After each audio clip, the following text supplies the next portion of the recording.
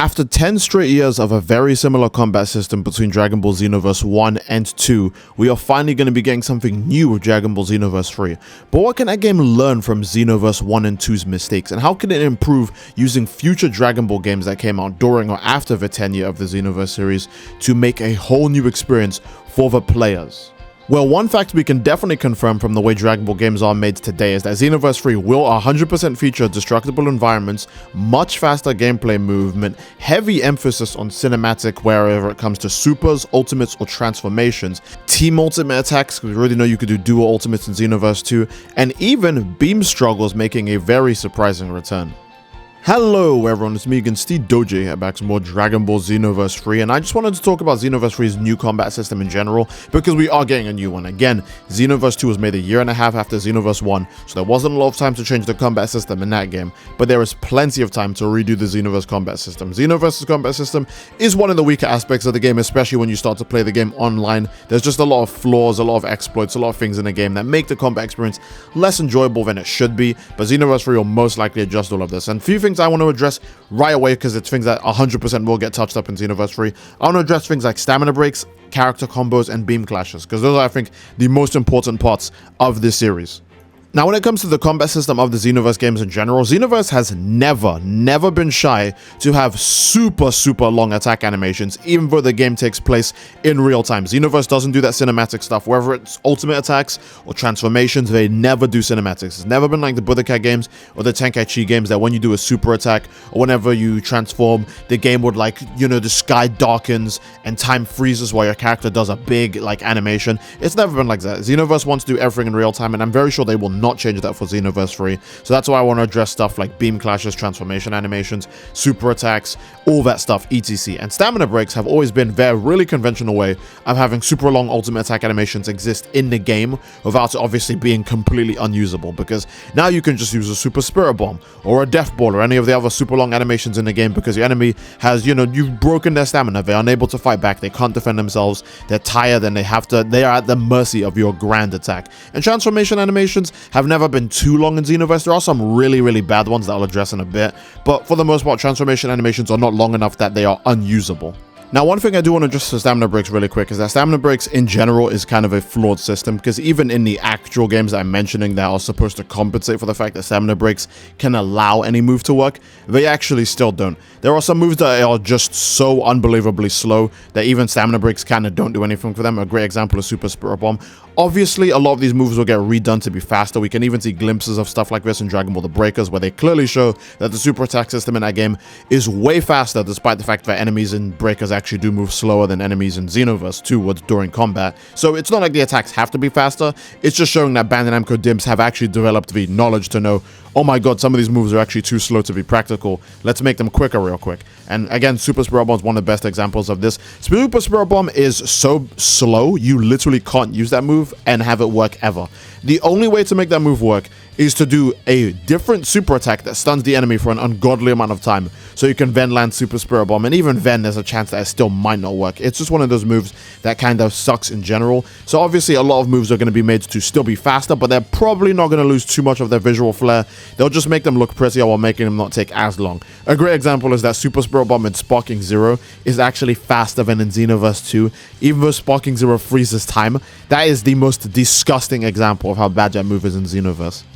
I want to talk about some of the basic attack systems in the game, and then I want to also address stamina breaks too, because basic attacks, I don't think they'll try and be any more complex. I think they will keep the really simple system that Xenoverse had, where we just have light attacks, heavy attacks, and then maybe some variations between the light attacks and heavy attacks. We might get more variations in Xenoverse 3, that makes complete sense, right? But Xenoverse 1 to 2 basically used the exact same variations. There was light attacks, there was heavy attacks, there were short combos where you do some light attacks immediately into some heavy attacks, and then we had the 5 lights into the heavy, and then we had the heavy light heavies. Xenoverse 1 and 2 both have those exact same variations. The only difference being is that some combos look different. That's pretty much it. I think Xenoverse 3 will probably only add maybe barely any more variations onto that system, but keep it the exact same, because for the most part, the combo system doesn't have to be deep, it doesn't have to be Sparking Zero, it doesn't have to be fighters. A simple combat system is very appealing to, especially to casual players, because they don't have to worry about knowing every single combo that every single character can achieve, and knowing when it's okay to stop blocking or when it's okay to start attacking attacking. Stuff like that can obviously make newer players go, this is a bit of a headache. Maybe I don't want to get into this yet. I'll probably dive into this game when I have a bit more free time. And then they never do because the time never comes, or they want to spend the time playing something else that they already know how to play and already enjoy. So I don't think Xenoverse is going to try and make its combat system crazier or more in depth. They'll probably just add new animations and again some variations to combos, but they're not going to do anything even slightly as I don't even think they'll do anything even half as complex as Sparking Zero. Oh boy, stamina bricks. I've got a lot to say about stamina bricks, but first I do want to ask you guys, leave a comment down below if you think this opinion is right. I think stamina bricks not only are too tricky to do, but are also too slow. You guys let me know what you think about that in the comment section, and if you don't know yet, I'll give you my take on stamina bricks. I think stamina bricks are too tricky to do because pressing a directional button plus an attack button genuinely is just annoying, especially when it's in tandem with which direction your camera is facing. If stamina brick was always forward light attack and forward heavy attack, I wouldn't have a problem with this, but it's not. It's entirely dependent on which direction you're facing as well, and this becomes even more confusing when the camera starts freaking out because the enemy vanished, or if the camera moves too quick because a certain character boosted, or because you teleport into the position of your next attack, or if you're doing a universal stamina break in which the camera makes like 3 sporadic movements in a moment, and then you don't know which direction you're going to be facing by the time the camera actually gets to the other side, making the stamina break too hard to do. If you guys agree with that, let me know what you think in the comment section down below. I think stamina break should be their own dedicated button press. A good example is pressing the boost button while attacking, but not moving should trigger a stamina break, because you can't stamina break while moving. So I think that's a really easy way to do it. And for my other take of stamina breaks being too slow, is that why are stamina breaks as slow as they are if we have the option to vanish out of them? Stamina breaks usually have pretty bad end lag. It's, you know, a system that's made to punish someone for doing a stamina break too early or when the enemy can avoid it, is that you open yourself up to a stamina break. I think that's completely fair. So I think stamina break should actually be quick, not slow. Does that make sense to you guys? If you react to a stamina break, you should be rewarded with being able to punish your enemy. And if you don't react to a stamina break, that's kind of your own fault. I'm not saying stamina breaks should be half a second animation, right? But some stamina breaks are so slow that it makes it impossible for most characters to even stamina break combo in the game, because now they have to rely on really weird gimmicks like the universal stamina break, and those don't work because of the camera system and the directional input system I just brought up earlier. So you guys let me know what you think about that in the comment section down below. I had to get that off my chest because the stamina break system is something that's near and dear to me, not because I think it's the best system ever, but I think it's a really good system to implement attacks working, whether it's super attacks or ultimate attacks, but it's so poorly handled that it usually just ends up kind of screwing you over, especially now that Limit Bursts are in the game. There's a chance you'll stamina break someone, and it won't mean anything. You go through all of the effort to land the stamina break, and then it just doesn't mean anything. Speaking of Limit Burst system, no way that's returning in Xenoverse 3. Limit Burst system was literally only added to Xenoverse 2 because fighters had a sparking mechanic, and Xenoverse was like, oh, that's cool, people like that mechanic, so let's add our own version of it. And many people, even when that mechanic was getting added to Xenoverse 2, were joking, saying, oh, they just wanted to have their own sparking mechanic. So I'm very sure they're not going to have it show up in Xenoverse 3 again. It literally doesn't even help Xenoverse 2 at all. It's just an annoying gimmick mechanic that everybody hates having to go up against. So there's no reason to have it back in Xenoverse 3. And if they do have it back, you probably won't be able to activate it while getting attacked. At the very least, that would be good, because that's the worst part about Limit Burst, that you can activate them while being attacked or while being stamina broken. That is incredibly dumb and just lets people just make matches so much more boring than they should be.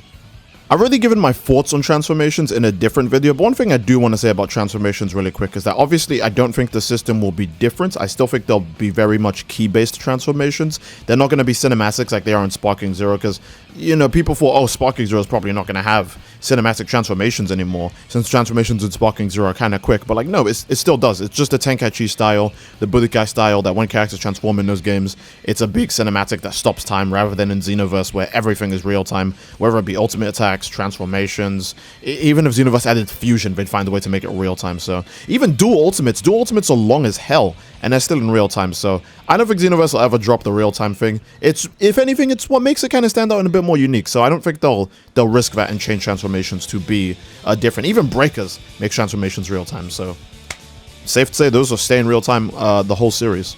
Okay, I'll mention beam clashes and area destruction in the same section, because I think that's just the easiest way to do it. Beam clashes usually leads to area destruction anyways in every game that had beam clashes, because beam clashes really tear up the environment. Whether it be from a supernova landing and blowing up the stage, or from a Kamehameha beating a supernova and just tearing apart every single thing in its path on the way to pushing the beam back like it does in the Tenkaichi series as well. That can also still lead to a planetary explosion as well, which I think is really funny.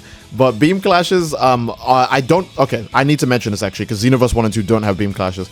I think beam clashes will make a return. The main reason why isn't just because of Sparking Zero, but even in Fighters, the most recent trailers and ads for Fighters do show beams clashing. Now, while Fighters doesn't have a beam clash mechanic, they are showing heavy emphasis on two beams intersecting and colliding with each other, and characters obviously winning these beam clashes. A great example is when they show GT Super Saiyan 4 Goku losing a beam clash to Daima SSJ 4 Goku in one of the trailers. That's a really weird thing to do, considering Fighters doesn't have a beam clash mechanic. It just kind of shows that that's the direction that they do want to lean back towards when it comes to Dragon Ball games. And a really great example is that Sparking Zero actually added a really easy way to implement beam clashes for Xenoverse 2 by just using your ki to win beam clashes. Maybe it's no longer a mechanic where you need to struggle and beat the other opponent. They'll probably just do what Sparking Zero does, where you can actually just add more ki, and whoever has the most ki just wins a beam clash. That'd be a really cool way to implement ki being a very serious mechanic in Xenoverse 3, because ki is kind of low-key, like no one cares about ki. In Xenoverse 1 and 2, literally no one cares about ki. People only want enough ki to transform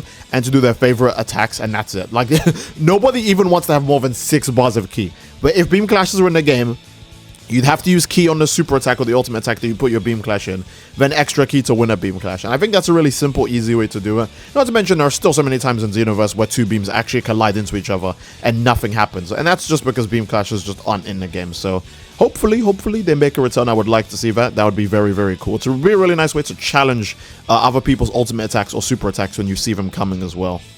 And I think that is a solid place to end the video, guys. If you guys enjoyed the video, then obviously again, please let me know what you thought in the comment section down below. Because again, Xenoverse 3's combat system is obviously a very weird thing to talk about right now, since we don't even have a glimpse of gameplay. But again, I've always said this, my feelings on the games are not just how I want the game to be, but what I also think Bandai Namco is capable of. And like many of you have pointed out too, a lot of my predictions have been spot on, because I do take into account what the company would also be capable of doing. So again, let me know what you think in the comment section down below, whether you think I'm right on certain things or just wrong on certain things. I would like to know why you think I'm wrong, because it can broaden both of our knowledge. So yeah, please leave a comment down below as to what you think, and don't forget to leave a like on the video, and don't forget to subscribe, as it greatly supports the channel. And that will be it. Again, I do love you all. I hope you all enjoyed, and I want to see you all next time. Take care and peace. Bye bye.